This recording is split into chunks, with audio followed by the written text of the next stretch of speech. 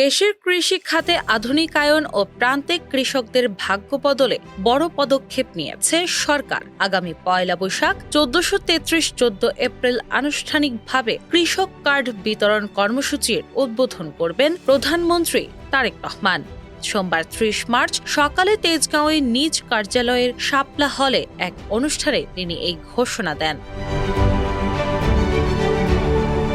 প্রধানমন্ত্রী জানান, ডিজিটাল এই ফার্মার্স কার্ড বা কৃষক কার্ডের মাধ্যমে কৃষি সহায়তা সরাসরি প্রকৃত চাষিদের হাতে পৌঁছে দেওয়া হবে। প্রাক পাইলট পর্যায়ের অংশ হিসেবে দেশের ৮টি বিভাগের ৯টি নির্দিষ্ট উপজেলায় এই কার্ড বিতরণ শুরু হবে। নির্বাচিত উপজেলাগুলো হল টাঙ্গাইল সদর, শিবগঞ্জ বগুড়া, পঞ্চগড় সদর, ইসলামপুর জামালপুর, শৈলকুপা ঝিনাইদহ, নেছারাবাদ পিরোজপুর, জুড়ি মৌলভীবাজার, কুমিল্লা সদর ও টেকনাফ কক্সবাজার।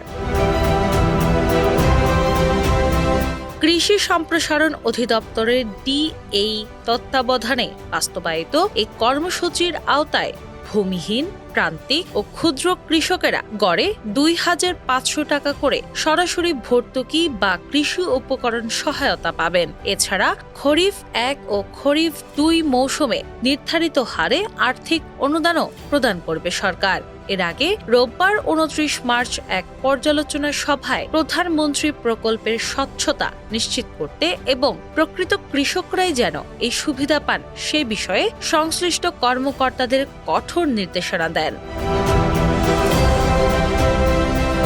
প্রধানমন্ত্রী বলেন, দেশ ও জনগণের জীবনযাত্রার মান উন্নয়নে দেওয়া প্রতিটি প্রতিশ্রুতি সরকার ধারাবাহিকভাবে বাস্তবায়ন করছে। ক্রীড়া কার্ডের পর এবার কৃষকদের জন্য এই বিশেষ উদ্যোগ কৃষি বিপ্লবে নতুন মাত্রা যোগ করবে।